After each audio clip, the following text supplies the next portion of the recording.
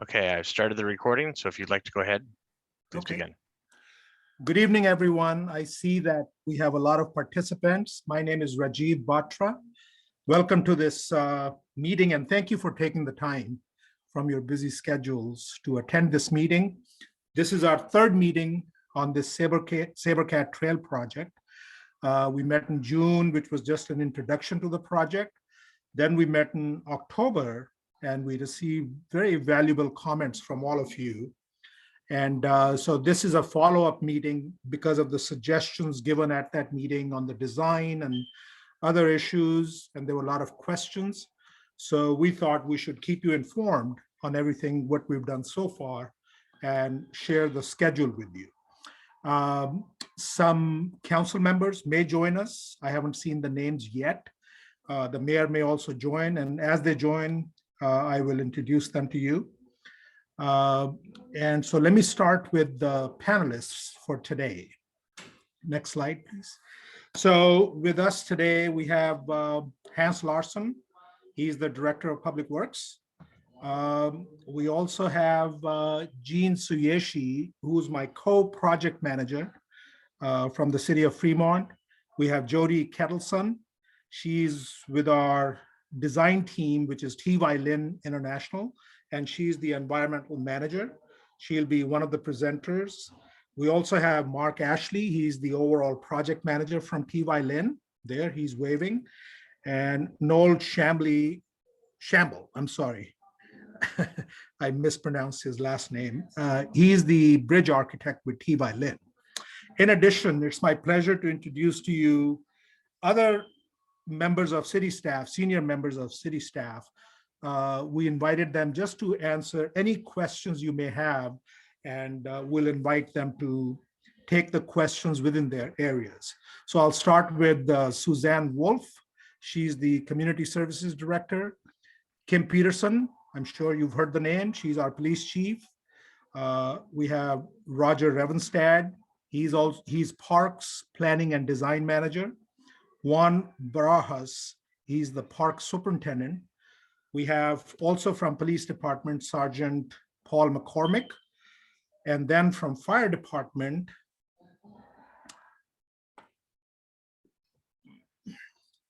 okay. So from Fire Department, we have Jay Swardensky, he's the Fire Marshal. And we have Zoraida Diaz, she's the Deputy Fire Chief of Operations. So these are the city staff who will take questions within their areas of expertise. Next slide, Bren. So we put this slide just to share with you. Some of you may not have attended previous meetings. This is a rendering of a museum, which was a paleontological museum that we were proposing with the project. It was up to 40,000 square feet. It was, in this rendering, it's shown on Caltrans property, which is west of 680. I'm sure many of you have driven by it, seen that vacant area where Caltrans does storage for construction activities. However, when we proceeded with the project, we started working with Caltrans to find the best location for this museum. However, learning that Caltrans processes could take up to 2 years. And that also, we were not sure what the end result may or may not be, whether the site will be available.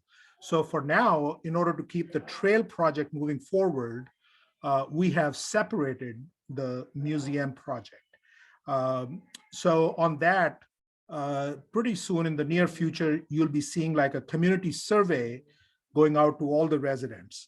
What we want to know from residents through this survey is the size of the museum, the best location, and is it only like, a museum with fossils, or can it be a history museum combined with it and other things? So there could be 2 or 3 different levels of the museum, which will then determine what the size should be.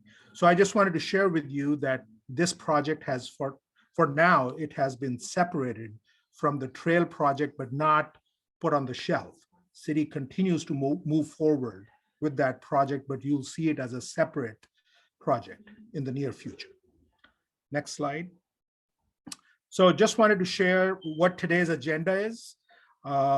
Like I said, meeting purpose, we talked about it. We wanted to give you an update on the comments and suggestions received last time in October. We want to talk about the project purpose, project development overview, and then we will respond to specific areas. We put them all together based on topics. So they won't be like individual questions asked. We lump them together under subject areas. Then there'll be project design updates on the overhead crossing at Barton UPR tracks and the bridge itself over 680, and the environmental studies that have been done and the schedule for the environmental document, and what are the opportunities for engagement, which is public engagement, and input, how to provide that. So all that will be shared with you at the end. There'll be Q&A session, and we will monitor all the questions asked, and we'll try to address as many as possible today within the time frame we have. And today's presentation, we've kept a time limit of about 30 minutes, just to make sure that you get enough information about the project. So with that, let me turn it over to Jody, and she will start the presentation for tonight. Great. Thank you, Rajiv. Brandon, next slide, please. So Rajiv has already actually covered a lot of the material on this slide, but just to reiterate, we will be going through the presentation, approximately 30 minutes, maybe give or take. Then we will be holding your questions. And if we have the information available, and if it's appropriate, that we will answer any questions that we can. But we also want to provide some opportunity for verbal comments. So, and we will have an opportunity to do that too.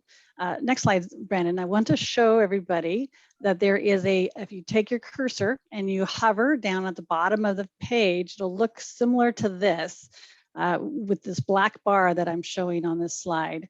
And we'd like you to call attention to the Q&A button. And there you can be submitting your questions or your comments along the time, at the same time that we are presenting the presentation.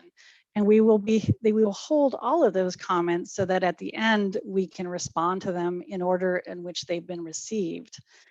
But we also want to hear from you. And while you are muted, while we're providing the presentation, when you raise your hand after we've answered those comments that have been inputted, then we will have an opportunity to unmute you and hear from you directly.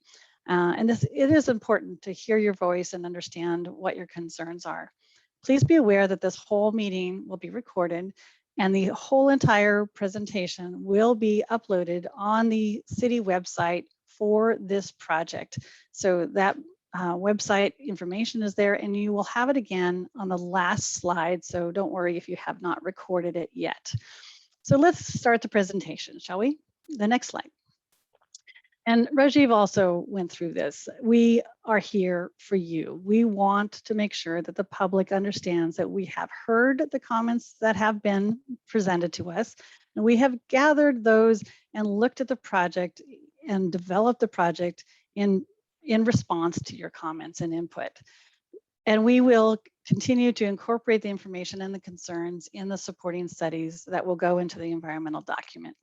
A lot of people ask, how can my comments really be integrated? What is really important?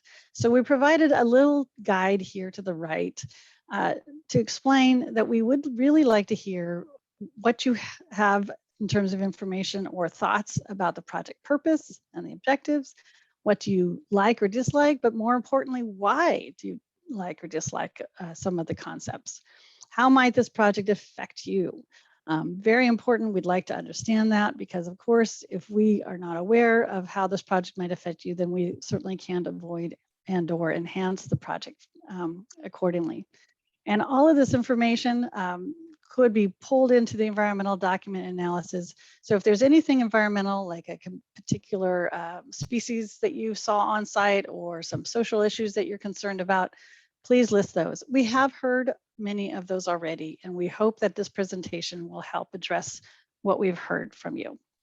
Next slide is working on the project purpose.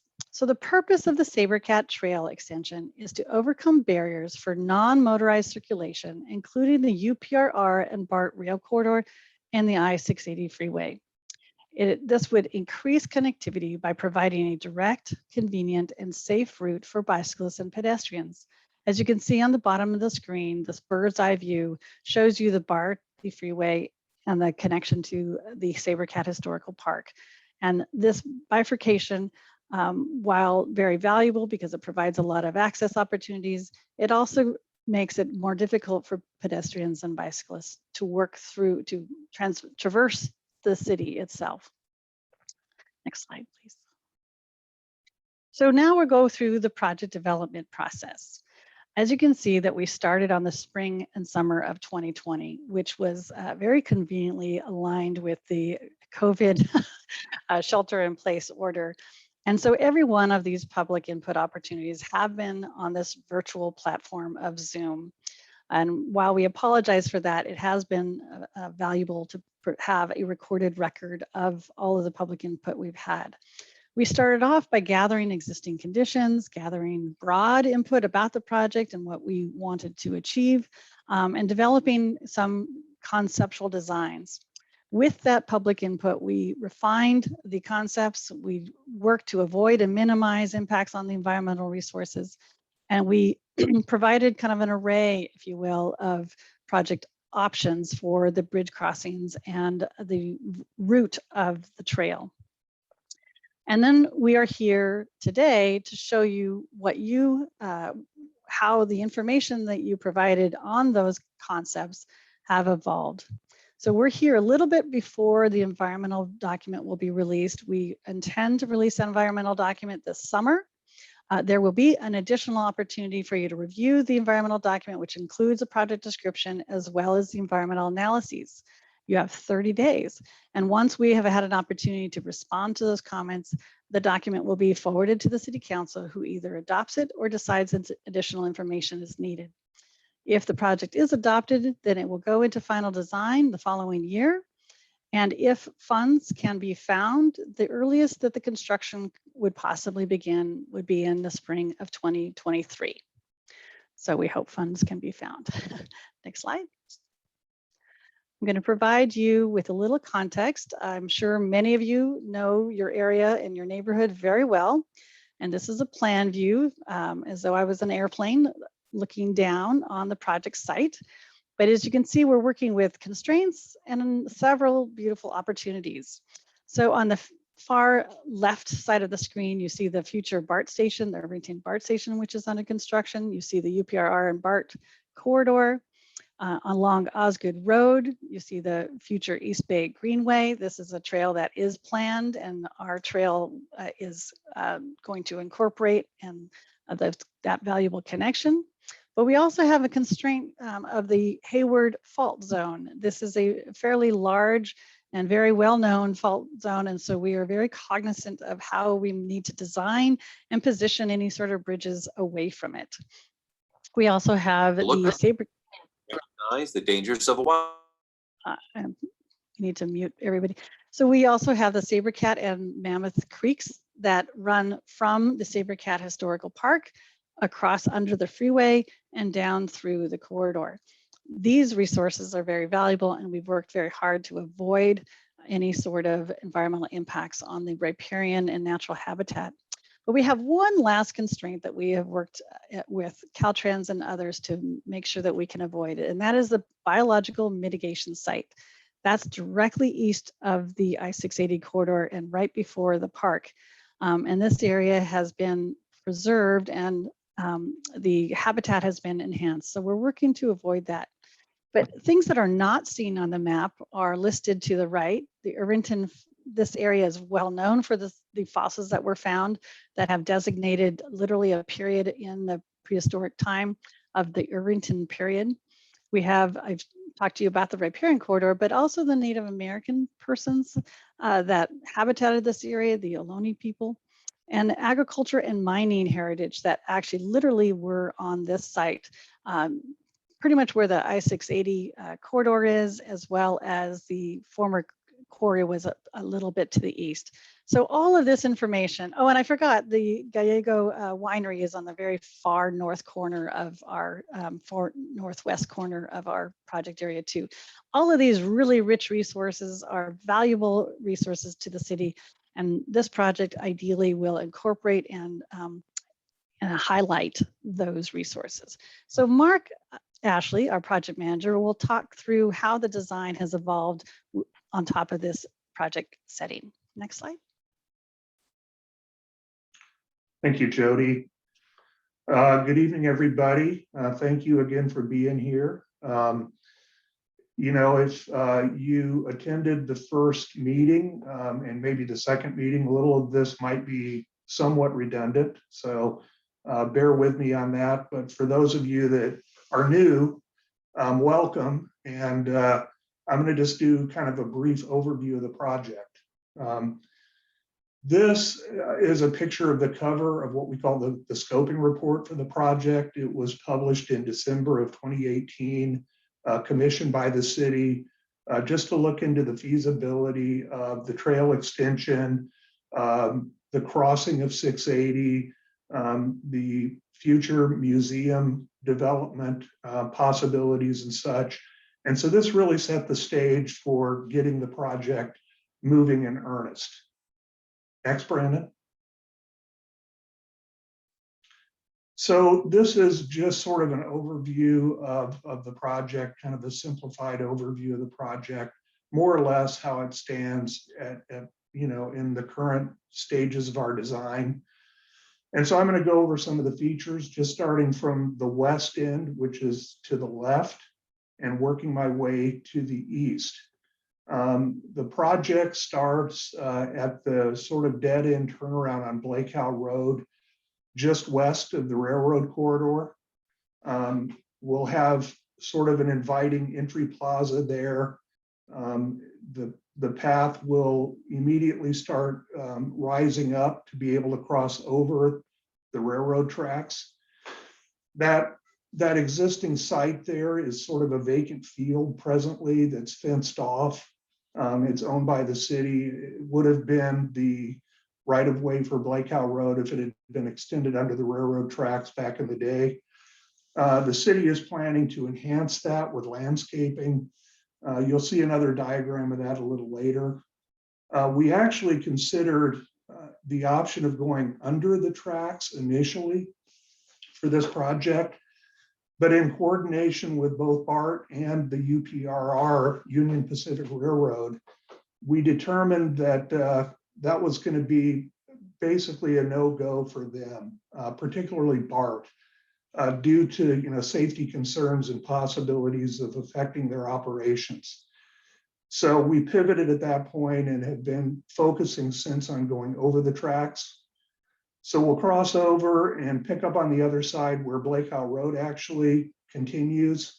And we'll have another ramp structure that'll ramp down to grade within the Blackout Road footprint. And then we'll proceed to the Osgoode Road intersection where we'll have a protected intersection. It's called a protected intersection for the bicycles and pedestrians. We'll also be interfacing there with the extension, the future extension of the East Bay Greenway that'll come down the west side of Osgoode Road and extend further south. So we'll have an interface there where the two trails can interconnect. Then east of Osgoode Road, we'll proceed through a private property that is our primary area where we have a private property that we'll need to look at acquiring a piece of for the project. And then we enter the I-680 right-of-way, the area that Rajiv mentioned earlier. It's sort of a triangular piece of property and currently being used, as Rajiv mentioned, for stockpiling materials. And Caltrans has actually accumulated a mound of, it's about 50 feet high actually now of stockpiled material. And that's still an active use. So our alignment, we're trying to avoid impacting that and trying to skirt around the west side of that triangular property and then the north side to avoid impacts to the Caltrans operations and use of that stockpile.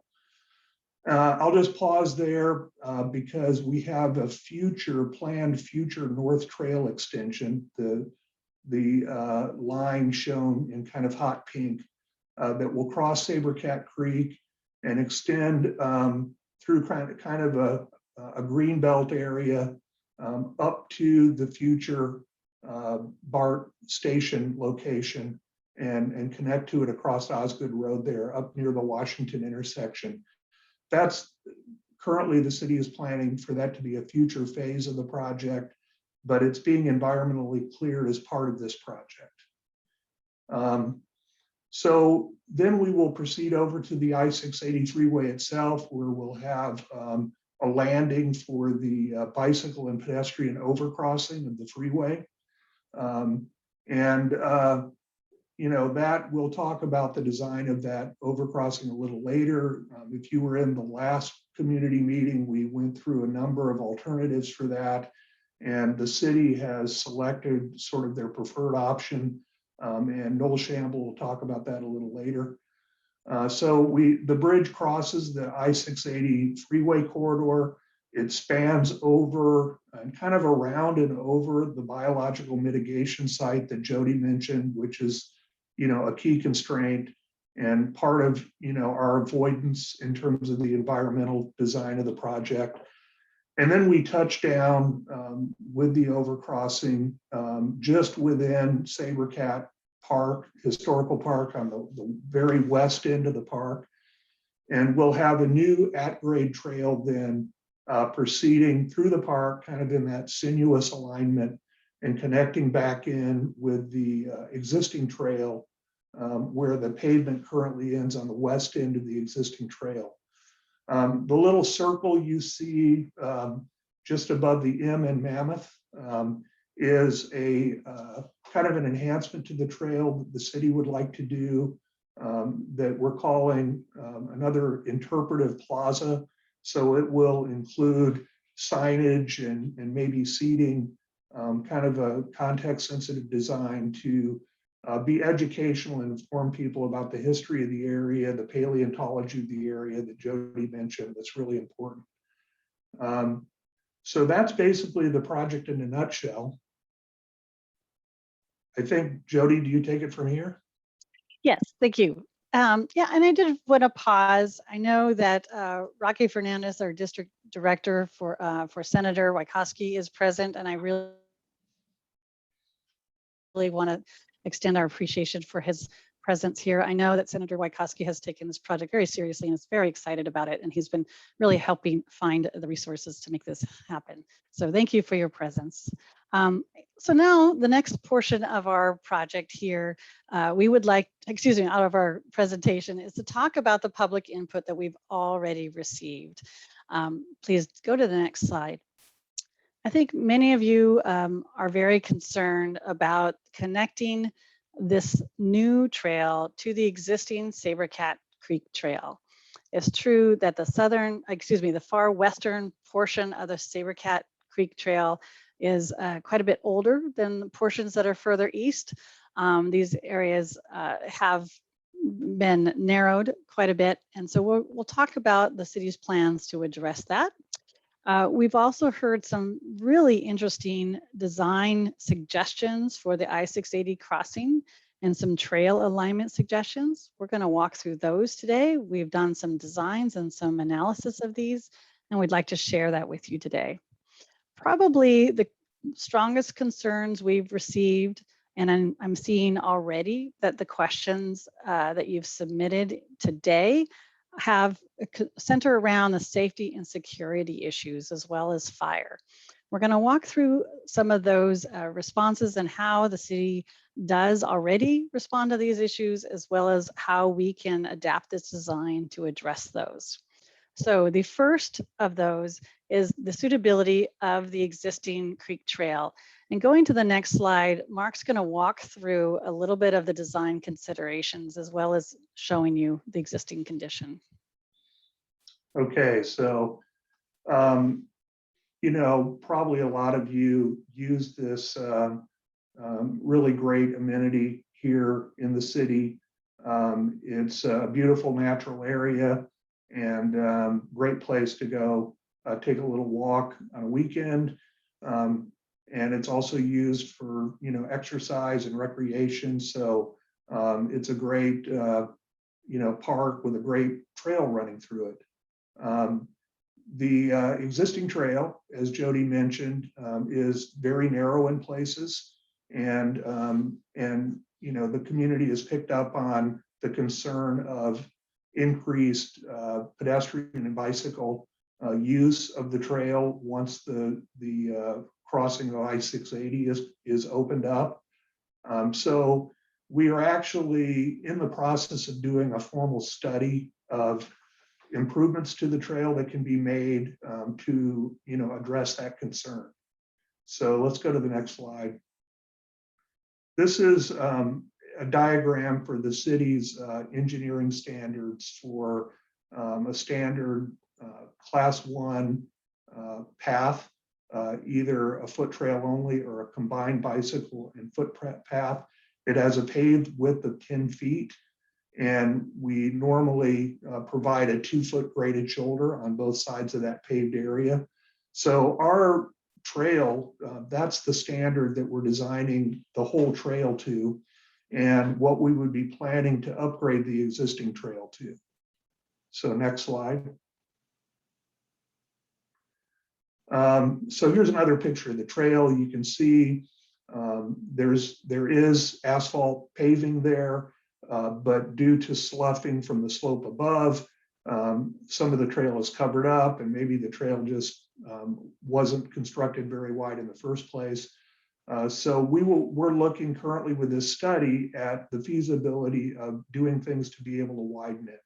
One thing, in places where the slopes are not too steep, just some minor grading may be possible to provide the width necessary to widen the trail a little bit.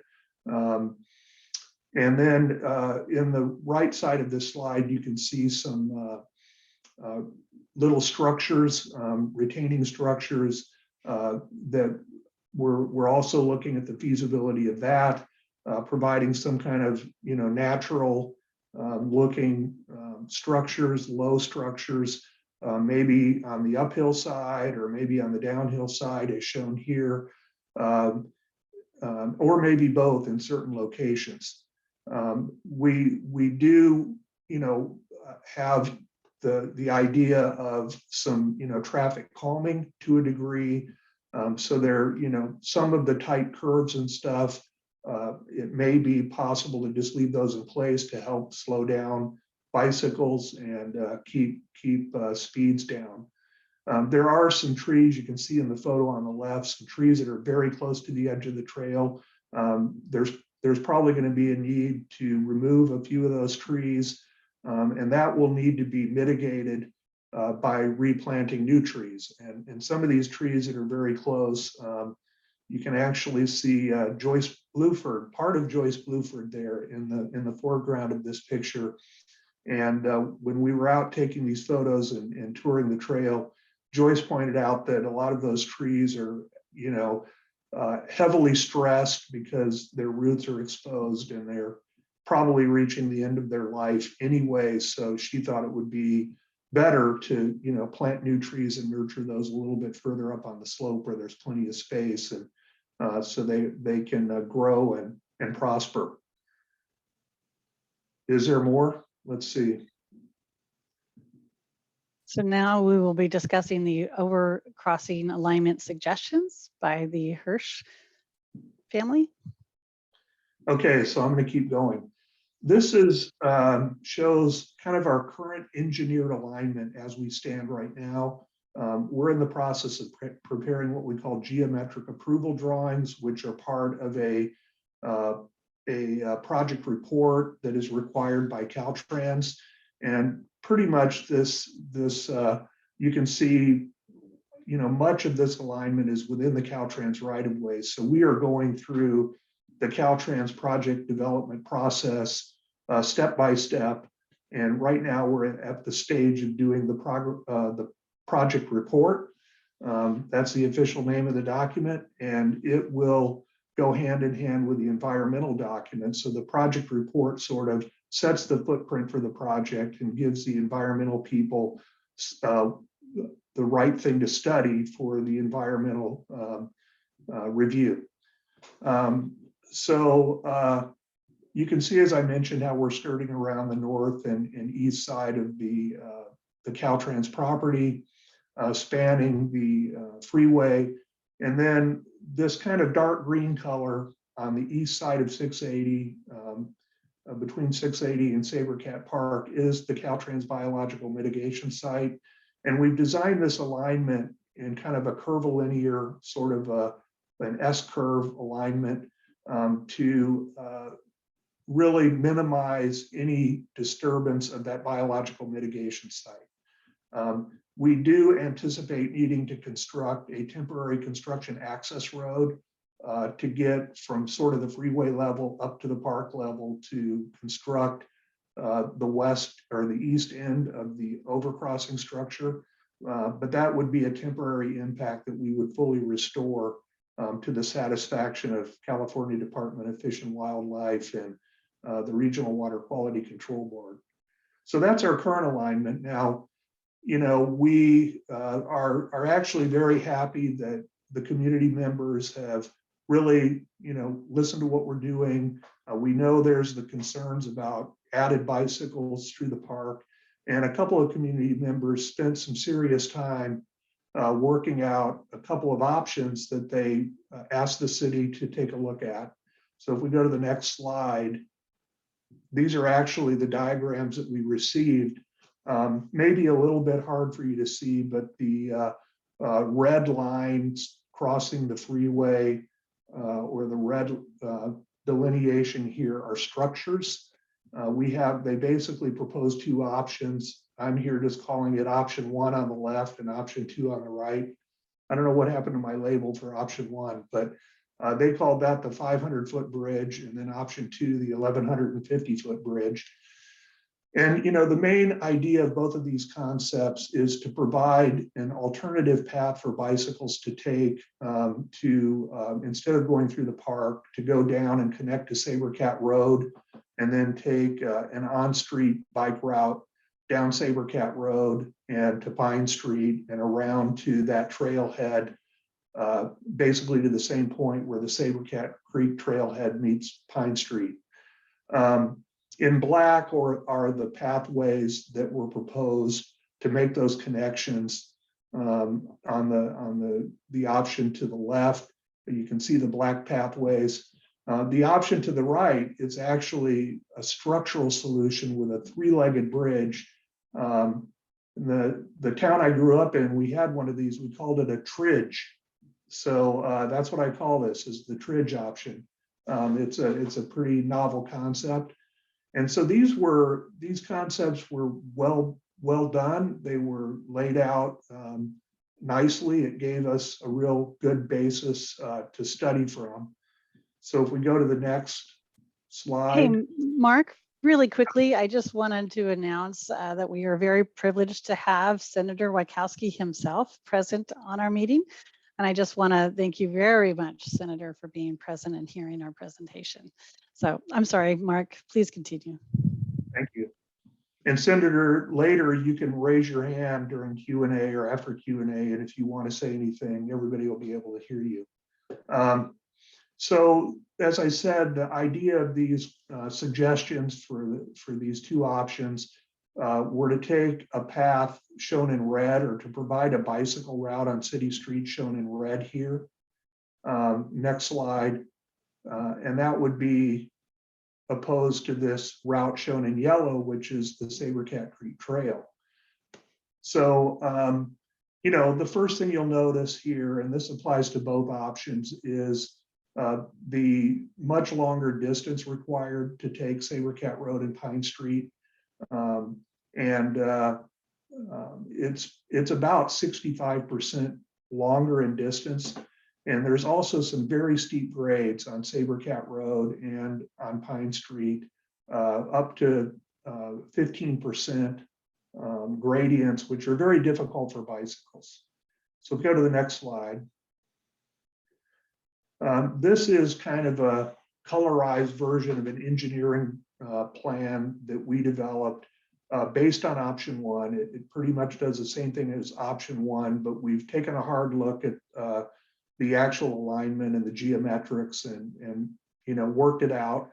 And it definitely does work.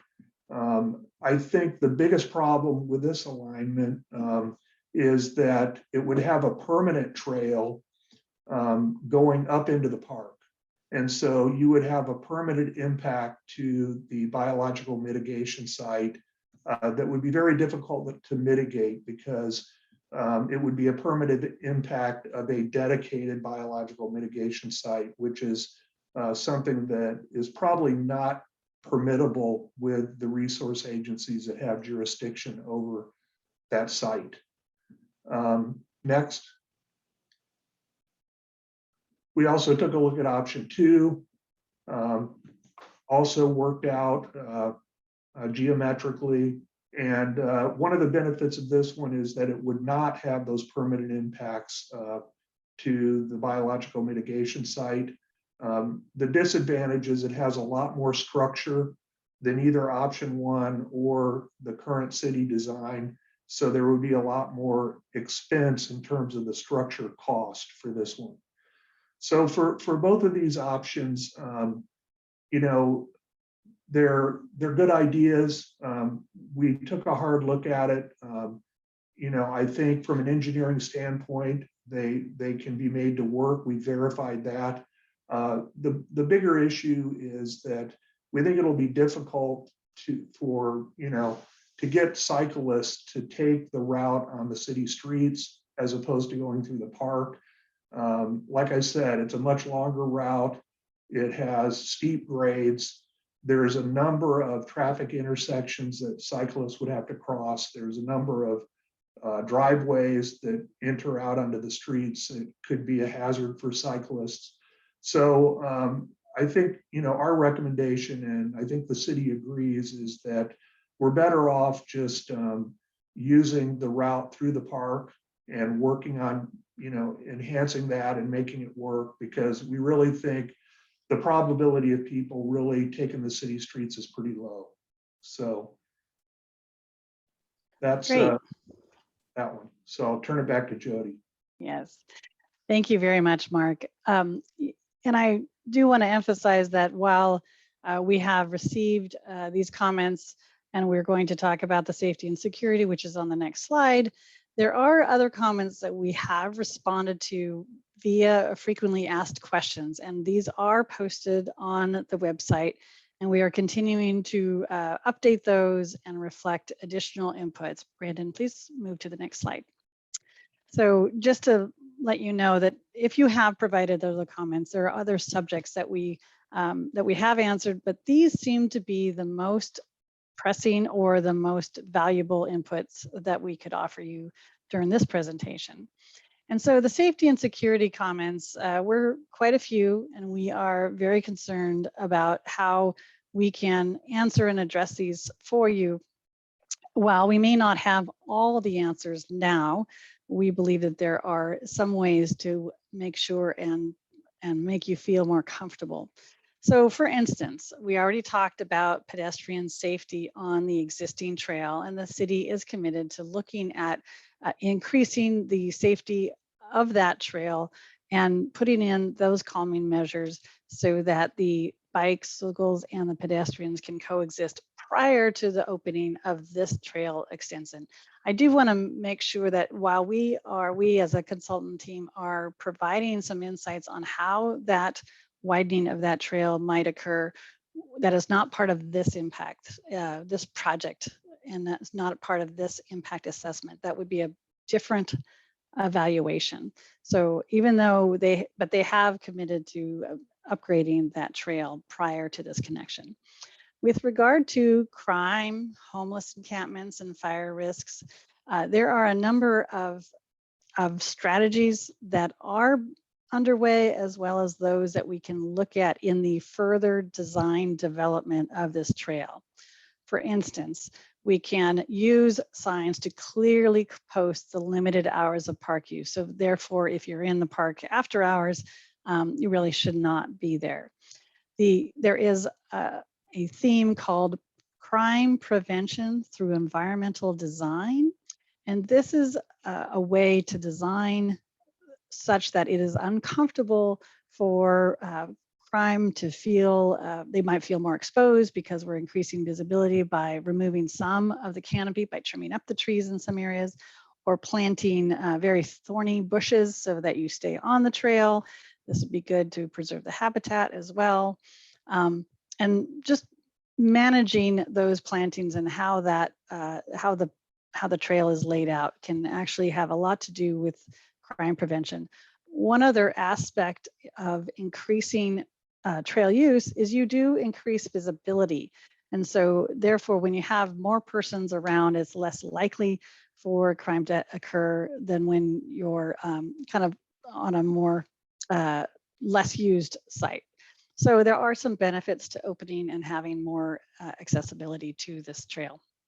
We also are discussing the possibility of motion sensory triggered lighting and possibly surveillance cameras, perhaps on the bridge especially.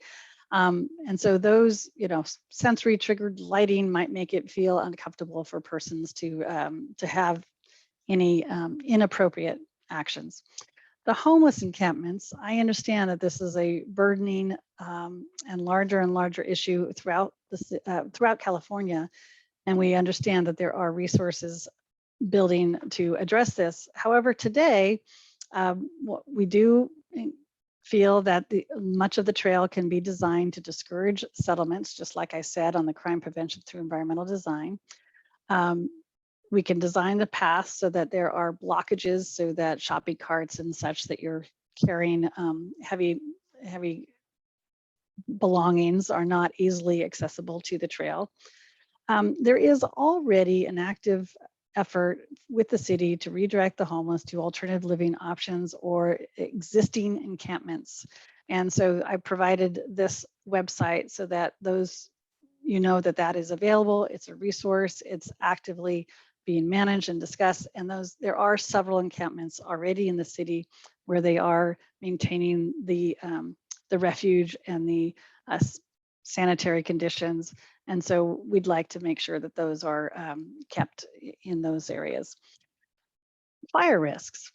Well, ironically, last year, most of our fires were natural incidences, but it's true that man-made incidences occur.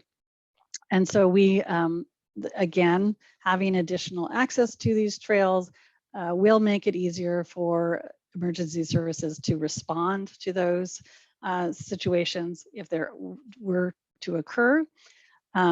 Again, increasing and that also increases the response time.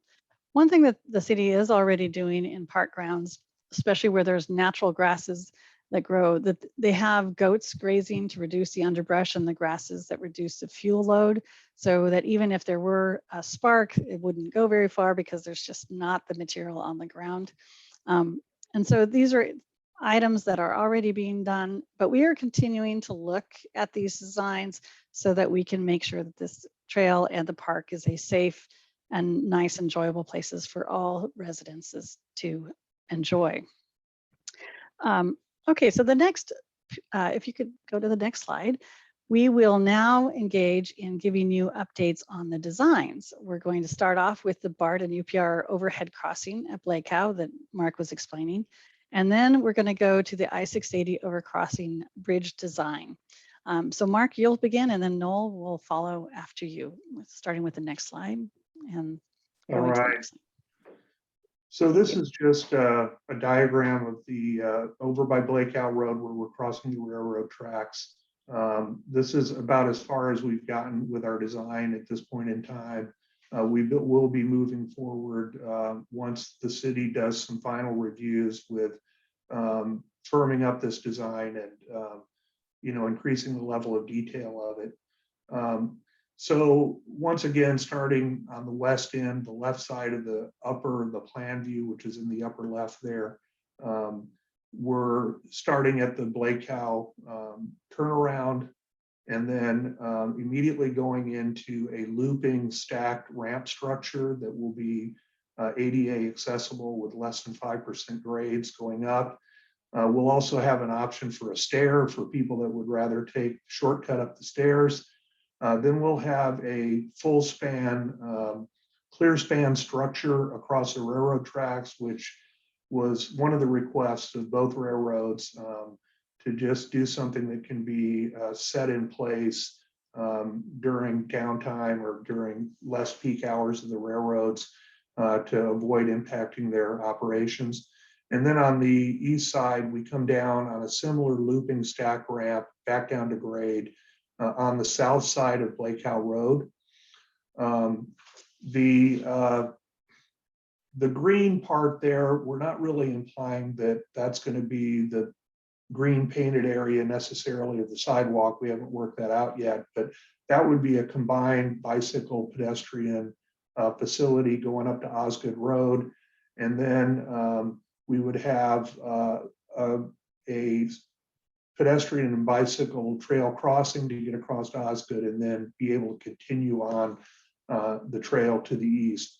And like I say, we'd also have a interface with the East Bay Greenway that comes down from the north, where they would also be able to cross Blackout in a two-way direction and interface with our two-way trail on the south side of Blackout, west of Osgoode. So that's, well, one other thing I forgot to mention. Again, going back to the west end on the left side, you can see kind of the green area. That's currently just a vacant field that I mentioned earlier, and we're just showing kind of graphically the desire to landscape that and to try to preserve some privacy for the adjacent properties there with through the use of landscaping. Next. Now the bicycle pedestrian overcrossing. This is the same map that I showed earlier. We're just putting a circle or an ellipse around where the overcrossing structure is. And with that, I'll turn it over to our bridge architect, Noel Shamble, to talk about the design process for the overcrossing. Noel? Yeah, great. Thanks very much, Mark.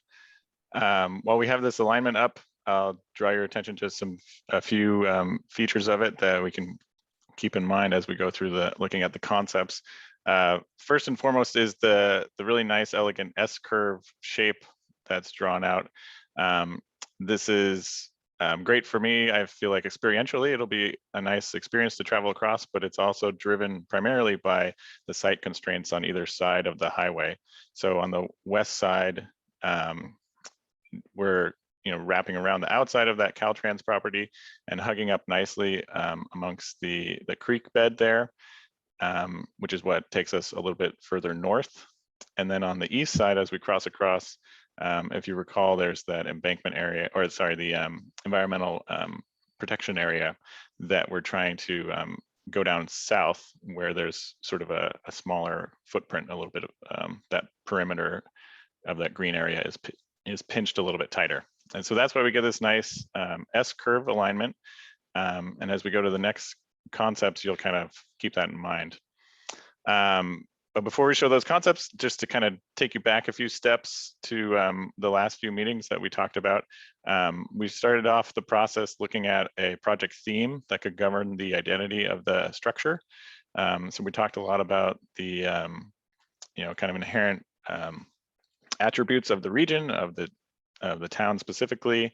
And so we of course mentioned the paleontological history, but also the lush natural setting and the kind of the modern architecture that's sort of the theme of the day, but also some of the other adjacent structures and buildings that are happening in the city right now. So if you go to the next slide, we can see that we got feedback related to those things, some great feedback. Most of all, people were mentioning about the structure type, that they didn't want it to be too large and obtrusive. So they wanted it to be unique and modern, but not to block the views of the natural setting. And so we're kind of arriving on a theme that's based in that paleontological history, but also merging with the celebration and integration of that natural beauty. And also have an overtone of kind of integrating the cultural heritage into not just the bridge project, but the whole trail itself. So with that, we kind of whipped up a bunch of concepts, which I'll walk you through now. Go to the next slide. We looked at something like 13 initial concepts, but that in the last meeting was whittled down to these 6. You can see that they kind of range from concept A, which is very basic, kind of standard Caltrans fare, to a little bit more exuberant and elaborate on the other end of the spectrum. And after weighing your feedback, as well as careful coordination with the city and their considerations, as well as cost implications and structural ramifications, we whittled it down to one selected alternative, and that is concept B, the flow spine option, which I can walk you through a little bit more in detail now. So this one is really unique and expressive, even though it's low and simply spanned, as we might say. So it has lots of simple spans as opposed to some larger grand spans. But because of that elegant S-curve alignment, we think that a structure type that's kind of simple and elegant like this can have some subtle features that would really play up that dynamic nature of the structure, and also kind of integrate itself naturally into that organic nature of the setting. Not to mention the kind of rib spinal feel, which we get from the substructure here and the fence structure. And so I'll click through, or Brandon, you can click through for me, these next few images. Here we have a view of the highway looking north, and you can see one of the subtle variations we're trying to do here to kind of make it a little bit more intriguing than your standard Caltrans box girder is to morph the sectional properties of the structure as it trails along the path. And so you can see that kind of edge girder angle break is subtly bending down and swooping up. And that kind of will give it a nice sinuous, natural, dynamic feel, and kind of hide and then reveal some of those rib structures below, and really create a really interesting rhythm that the light will catch, both from the vehicles, people driving below on the highway, but also from the fence structure as people, pedestrians and cyclists, are experiencing it on the deck level. And go to the next slide here. So here's that fence structure. We do have a requirement, a Caltrans requirement, when going over the highway to have an extra high fence, as you might imagine. So that's a larger 8-foot tall requirement, but the bridge itself does extend either side of that highway requirement quite a bit. And so our idea is that the fence, instead of having a jagged up and down of that height requirement, will have more of a natural fluid evolution. And so it could start out smaller and grow to this higher height and then sweep back down. And so here's kind of mid-span over that highway. You can see it's kind of nice and wide, but also very unique and elegant. Then you go to next view, kind of get a picture of how that sweeps out. Another feature, if I didn't mention when we were looking at the plan view, but if you kind of imagine the plan view of the alignment, when we get to the east side, the trail is sweeping south at that point and kind of has an opportunity for an overlook moment. So at that point, we're not over the highway and the fence can be brought lower. And that was kind of a opportunity we were talking about with the city to maybe bring the fence down extra low out of the height of the field of view and provide sort of more of an overlook, which is a great spot to look south out over the whole valley, right? I know when I drive this, it's a really cool moment when the whole all of Silicon Valley opens up before you. And then let's go to the next slide here. Right, so we can see that kind of nice wide and then rhythmic marching of these fence post structures kind of make that spinal kind of Sabercat rib like effect. Great, thank you, Noel, very, very much. our presentation is going a little bit longer, and so I'm going to wrap up in a swift fashion. I also wanted to very much welcome Liz Ames, BART Director, for attending our public meeting. Thank you. It means a lot because there is certainly a desire to connect this project eventually to BART and provide Fremont residents easy access, because there's not going to be a lot of parking in that area. So we do feel that that's a very valuable aspect of this project. So really quickly, I have a few more things to present here real quick. We are and have conducted most of our environmental review. These environmental technical analyses are under review with us and Caltrans, and we will be refining them as the project is a little bit further refined. And so when we do issue the environmental document in the upcoming months, perhaps later summer, then you can look forward to a review of each one of these, the natural environment, the human and built environment impacts, as well as additional resources. I just want to caveat that we've gone through an extensive effort to avoid and minimize impacts, and we're really finding that this project has minimal environmental impacts on the habitat and the water quality. We only really foresee construction-related impacts that are a short duration in any one location. We anticipate only disturbance being maximum approximately a year or less. And so overall, we're feeling pretty positive about the environmental review. Obviously, your concerns will be looked at and reviewed so that they are addressed in addition to these environmental resources that I've listed here. So if we go to the next slide, I see now that we have about 21 comments. And so it's really important that we may not be able to list all of those in the time that we have left. And so I want to make sure that you understand how your comments will be addressed and how we will continue to review and refine our project. So here we are, we have received early input, then we received a review of the concepts. We do want to make sure that you have an opportunity to visit the website so that continual updates on responses to your comments are there. And then again, like I reiterated earlier, the CEQA environmental document will be out in the summer, and everybody that has either issued an interest in this project or has sent an email to the city will definitely be personally notified. Plus there are email blasts that go out to most everybody in the city of Fremont. And so, but to make sure, please go ahead and sign up through the project website. On the last slide that we have here are the details. Please, Brandon, go to the next slide.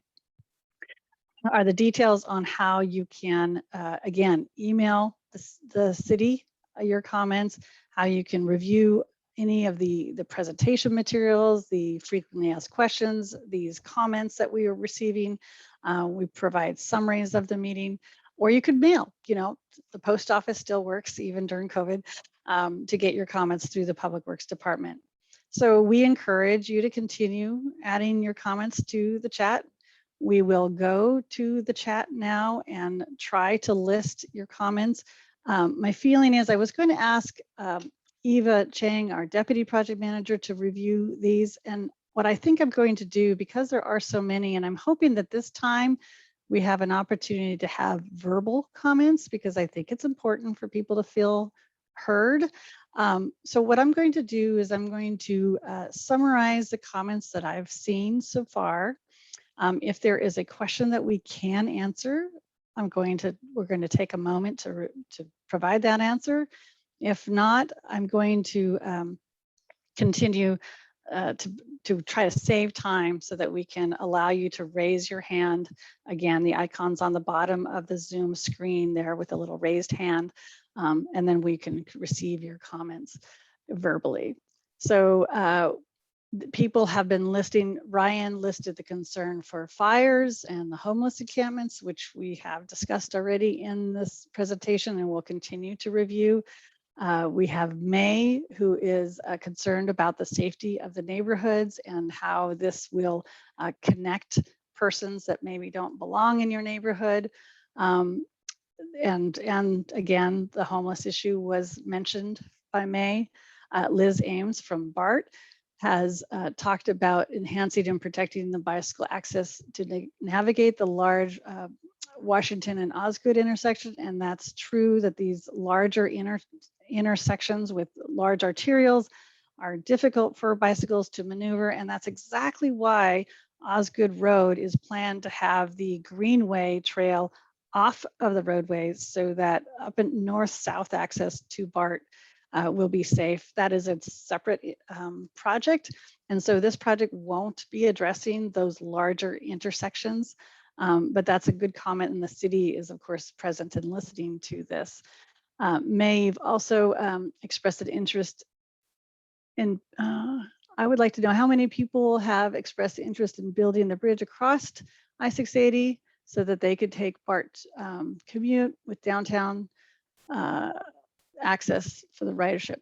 How is this project that will spend millions of dollars for the public?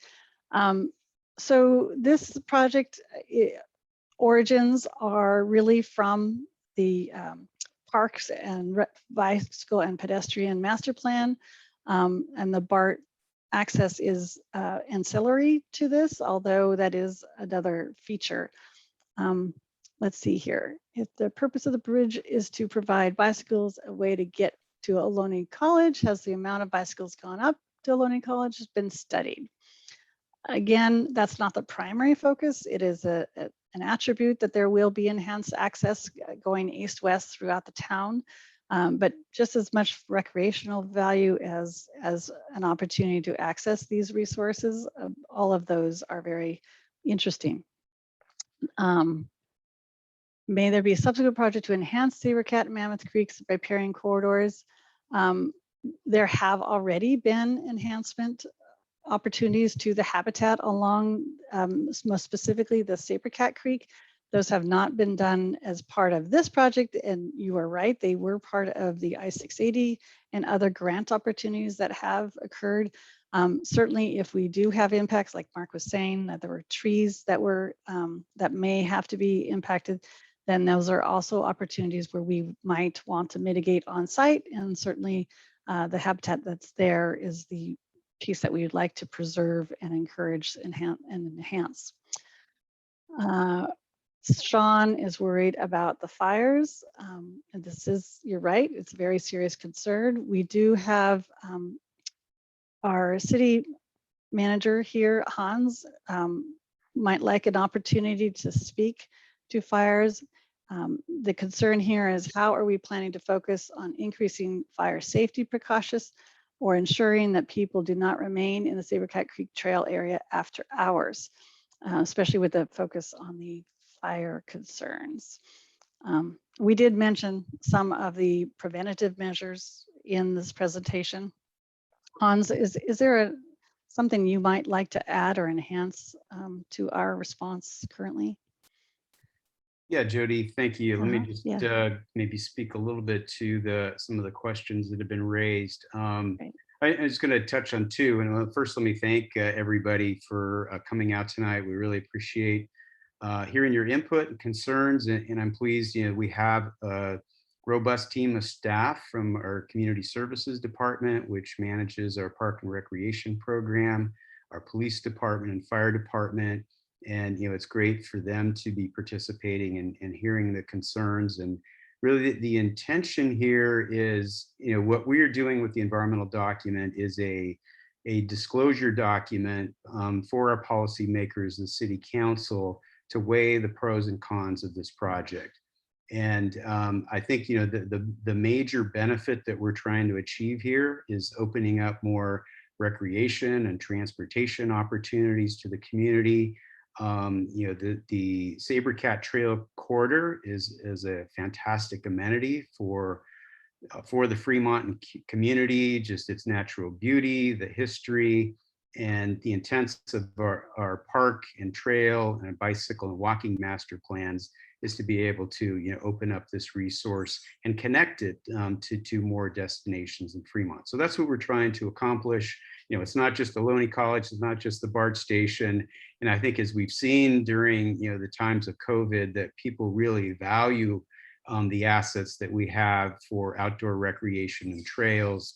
And that's really the goal of this project, is to create more of those opportunities. We very much hear, the concerns that have been raised about homelessness, about crime, about fire.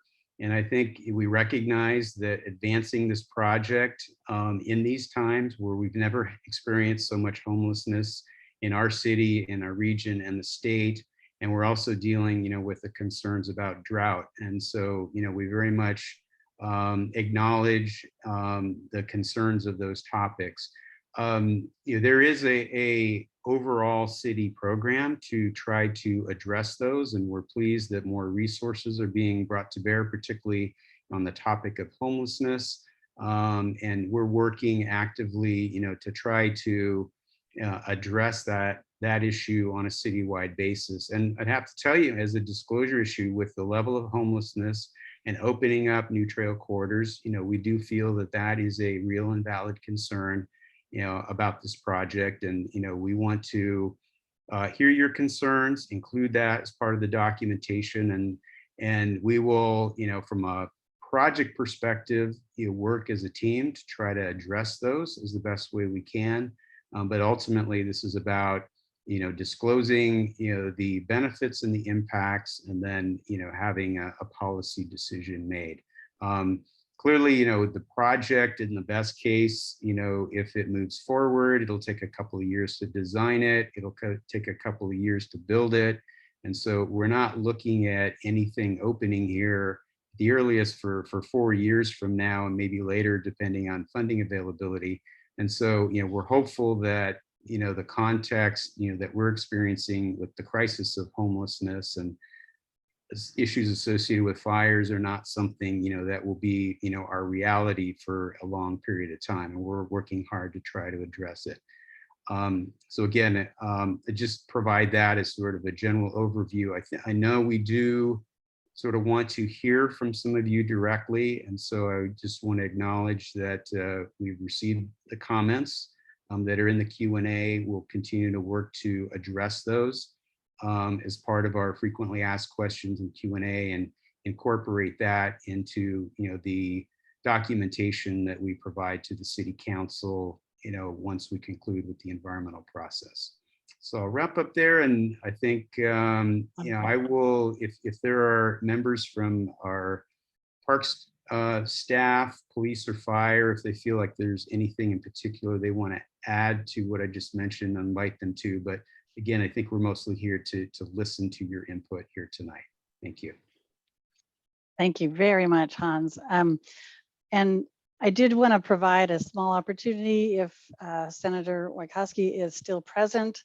It'd be wonderful to hear from you. I don't want to put you on the spot, but I certainly wanted to provide that opportunity. And Brandon, you may have to unmute him because he's not a panelist.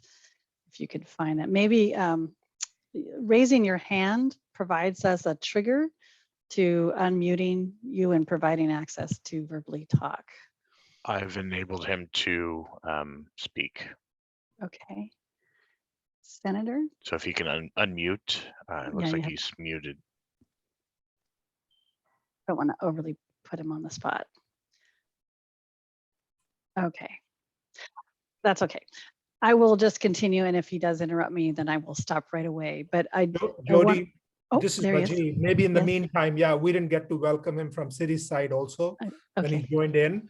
I also wanted to mention to everyone, he's a big proponent of the overall project, including the museum. And so far, it was with his efforts that we got the design funding from the state.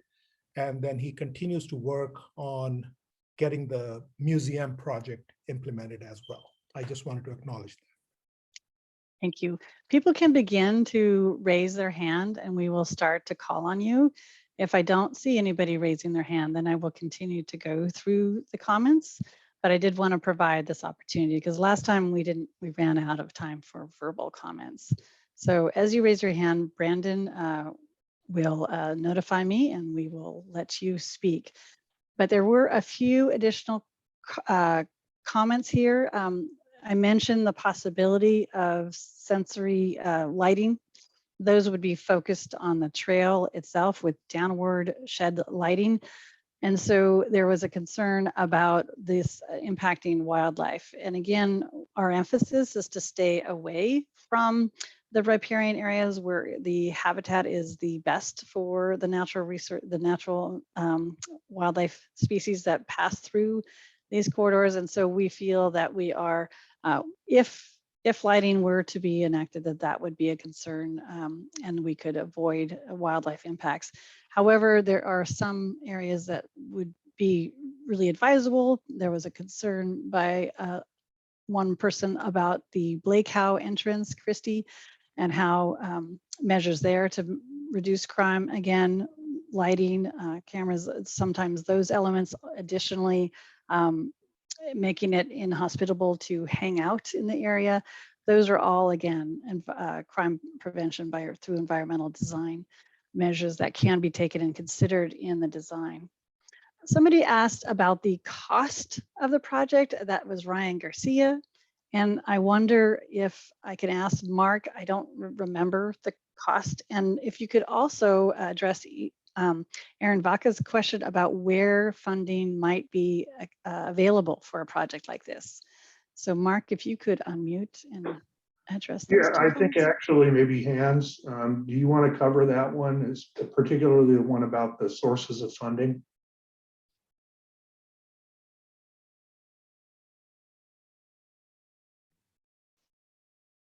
Sure. Yeah. Mark, if you could confirm maybe the cost estimate, and I think that acknowledging, there are two kind of significant barriers this project's trying to address. So one is connectivity across the BART and the railroad tracks, and so it's possible that this could be done in phases with the one bridge on one side, and then the major bridge at 680. So if you could provide that, but I'll speak to first in terms of the funding sources.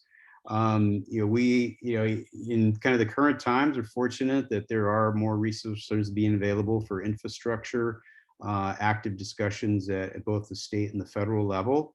The policies are very much supportive of creating more opportunities for recreation and what we call active transportation for walking and biking, and particularly in areas that connect to resources like a BART station or a community college. So if the project is approved through the environmental clearance phase, we'll be actively looking to see if we can tap some of these hopefully available new funding sources. And Mark, the overall cost? Yeah, I'm trying to, the cost is a little complicated because we have the North Trail extension, which I think is included in our cost estimates that we've put together so far, but would not be part of the initial construction.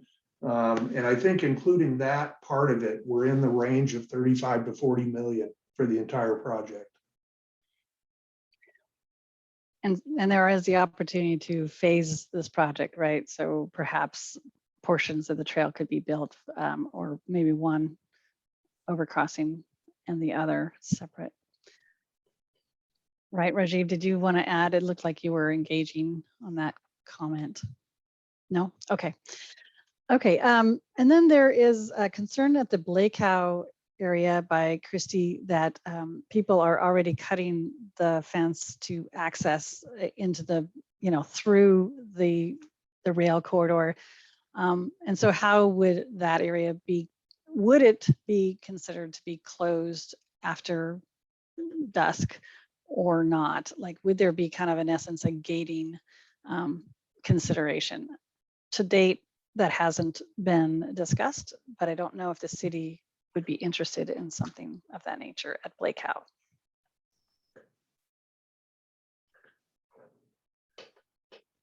I think maybe just to speak to the kind of the hours of operation for the trail. And so currently the trail operates, just during the daytime hours.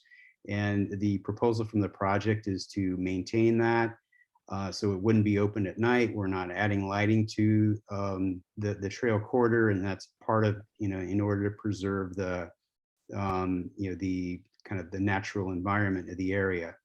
How we do that, you know, that's probably a detail in terms of the design process, and you know, the if there's some physical means or some surveillance means, or you know, there's some other monitoring.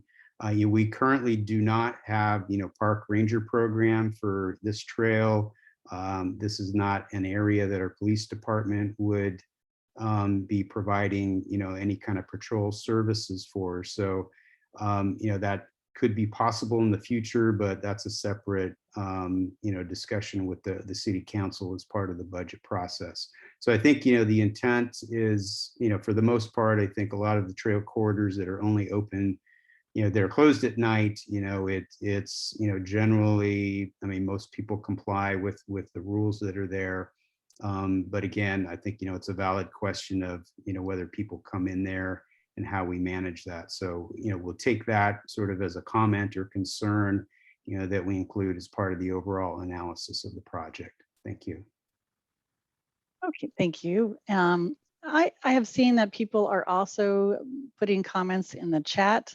Some people have voiced that lighting might actually attract people to hang out in the park longer.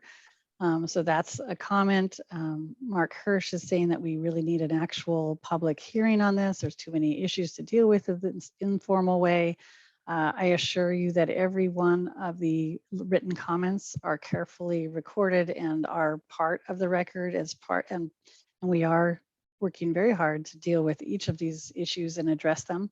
But like you might be noticing, Mark, there are several issues that are like citywide policies that aren't necessarily focused only on this project, but are basically policy issues on how to deal with the homeless, how to deal with fire hazards, and how to manage crime.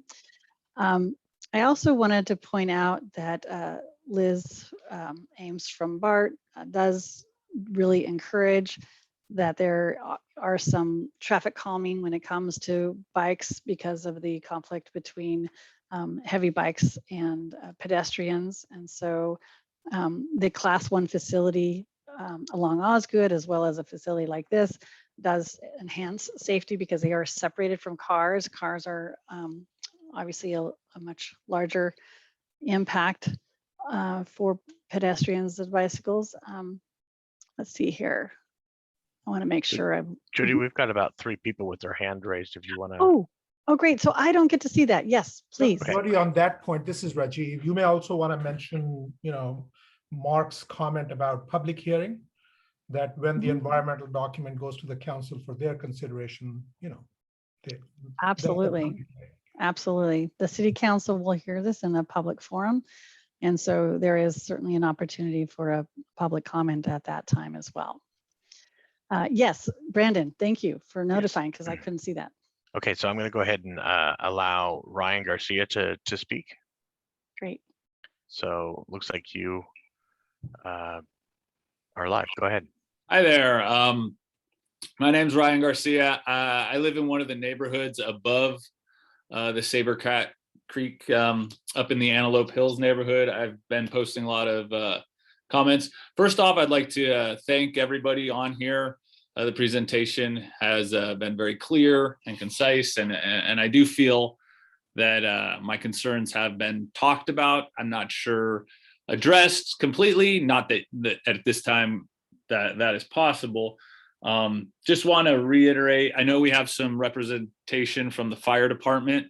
The fires is the big issue for me, along with the crime and everything. One of the slides presented did illustrate some of the crime mitigation strategies and in place. I don't want to turn this into like a discussion of, you know, crime in Fremont. We all know what we're going through, but, you know, lights, motion lights and cameras, I'd say a large percentage of the Fremont residents have that kind of thing in place at their house. And it's maybe not doing a whole lot on the surface. I'm sure like detailed studies would probably show a little different, but so to think that with the bridge, I don't know, I just thought that was a little interesting. but just the concerns and the money and the funding, I know everything's being taken into account, just seems $35 to $40 million seems like a lot of money that the city would be better used in other ways. I'm a public school teacher in San Jose, so I'm always gonna side with the public schools could use a little bit more money.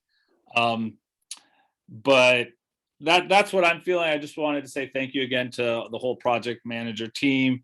And I know, and Hans just mentioned, most people comply with all the rules and the sign postage and this, and I agree with that 100%. Most people do comply, but all it takes is one knucklehead to start a fire, intentionally, unintentionally, most likely unintentionally, and the whole west side of, I guess that would be the east side of Fremont could be in some serious trouble. So thanks. I appreciate the opportunity to share my comments and thoughts about the whole project. Thank you. Thank you. Thank you Okay. very much. Brandon? Let's see. So I'm going to mute his line here. And then I'm going to have Liz Ames. We'll go ahead and allow her to speak. Oh, great. Good evening. Can you hear me? Yes, we can. Oh, thanks. You guys did a great job. It's a beautiful bridge design. I'm Liz Ames, your BART director, representing South Hayward to Fremont. And, I frequent the Sabercat trail with a 9-year-old, my nephew's kid, and he loves this trail. I mean, it's meandering. He jumps into the creek and he explores nature. He runs on the hillside, and it's a very narrow trail. And I am concerned about sharing this with cyclists when we have more activity. When people discover this trail, they're going to be amazed, and they're going to have you're going to have more traffic through there. So I'm looking forward to seeing the traffic calming that is proposed, because there are steep slopes, and for kids to just kind of jump out of the way, that would be a little scary. But hopefully I have confidence in the city and this design team to get that right. And then my other concern is really just connecting to the recreation and transit-oriented development opportunities at the Irvington station. And I'm wondering why we're not connecting directly to BART through the Hayward Fault area, and then just connect to BART there, where there's going to be a park, that winery there across from the proposed Irvington station. I think that's a great opportunity, and it could save costs. I think that second bridge must cost, I don't know, I'm just guessing maybe $10 million. So I'm wondering if the team can provide some input on alternatives to connect more directly to BART, and if that has been studied, or that will be studied. Thank you so much for your work. This is an amazing project. Thank you. Thank you. Would you like Mark to go back to that slide? And I can tell Brandon really quickly. It would be slide 14, or even slide 12, where we actually show hot pink alignment. Yeah, so that's slide 14 then. And so maybe I can just speak to it. So yeah, thank you, BART Director Ames, for participating here today. I think the project scope does include environmental clearance for really all 3 legs of the trail. So the connector to Blackout Road, the connector, sort of the pink one, to the BART station, and to the Sabercat Historical Park. I think we would love to do all the pieces. The grant that we've received that covers final design for the project did not include that connection to the Gallegos winery, and so that's really just one of the limitations that we have in the current funding. But we would very much, love to try to find the resources to do all pieces of it. So, we'll continue to, include that as part of our planning, and seeing maybe BART might be able to have some influence or help in getting us money for that more direct BART connection. So certainly working on that. Thank you.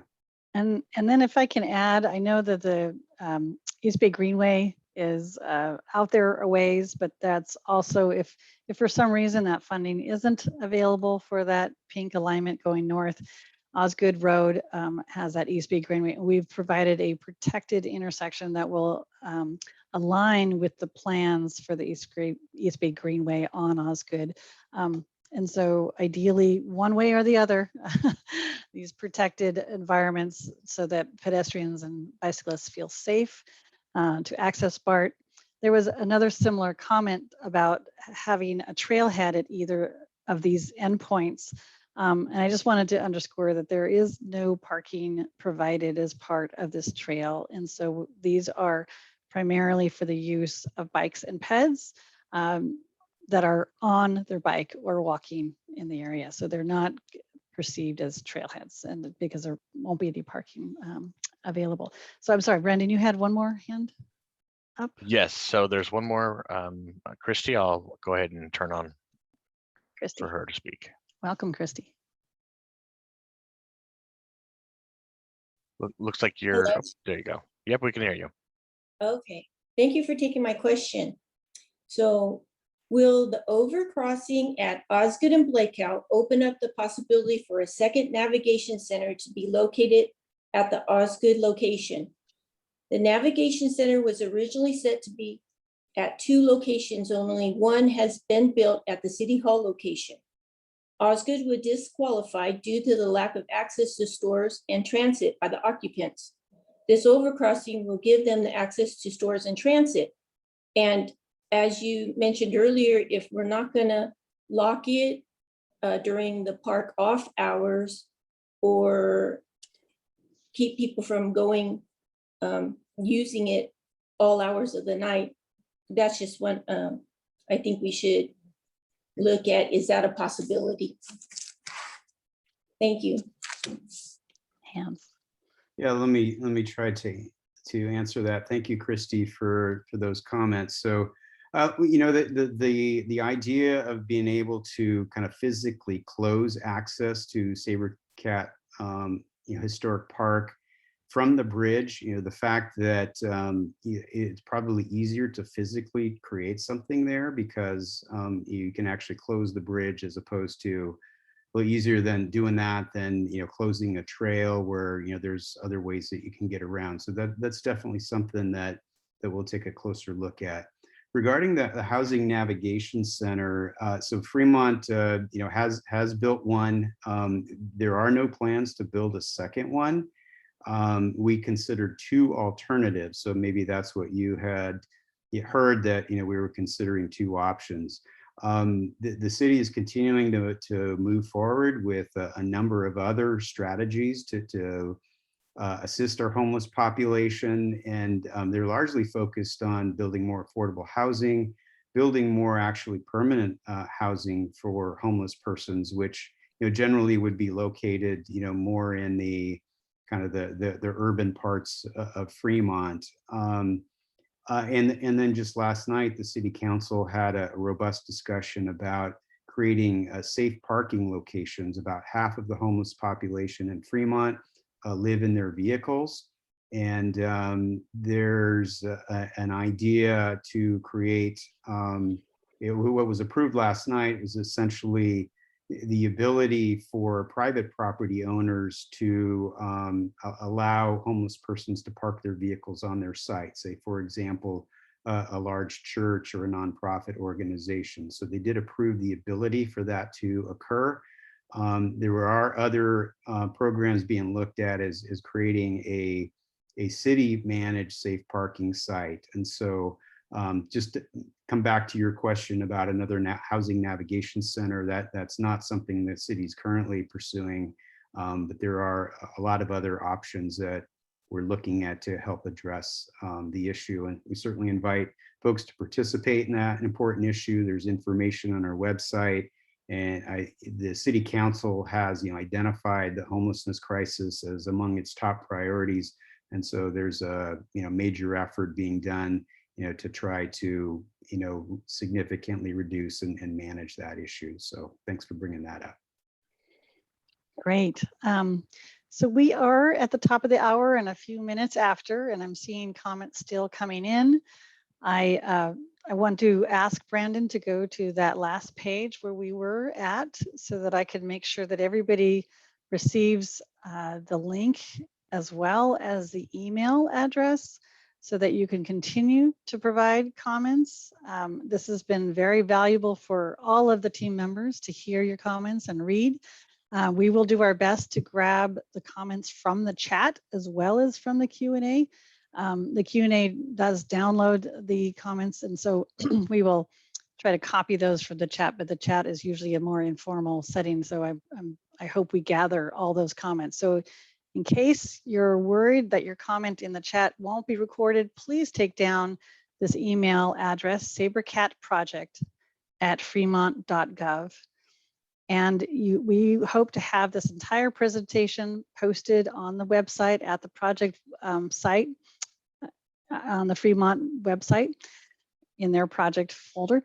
And then we will also be giving you information about the environmental document that's coming out. Just to make sure I didn't make this absolutely clear, but we will wait for the next 2 weeks to gather all your comments. So on June 16th, we will download any sort of additional emails and comments that we receive via mail or such, and we will incorporate those into a meeting summary. And we post the meeting summary as well as updates to the frequently asked questions. There are at least 10 questions now that kind of try to group these subjects with full responses, and those will be updated and again posted on the website. So I hope you have been able to record this information. I really appreciate the time and effort that goes into paying attention to a long presentation and hearing each other, because hearing each other is how we build community, and we know what this community priorities are. So thank you very much. Any of the city members want to say a closing statement? If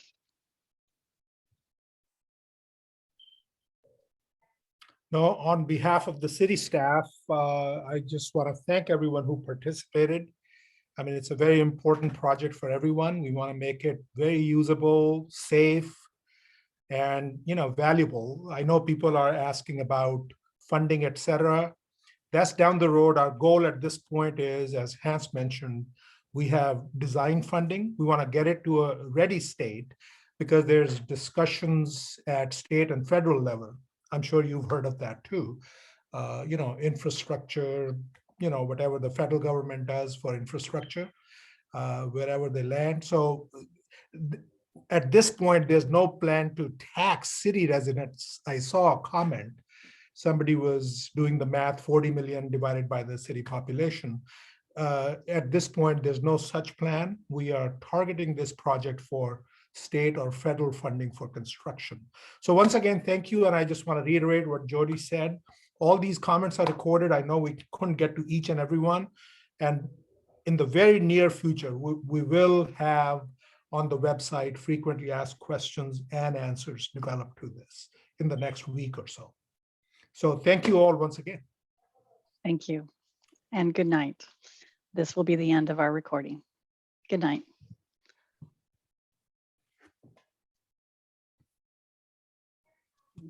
Brandon, you can close down the meeting. Thank you.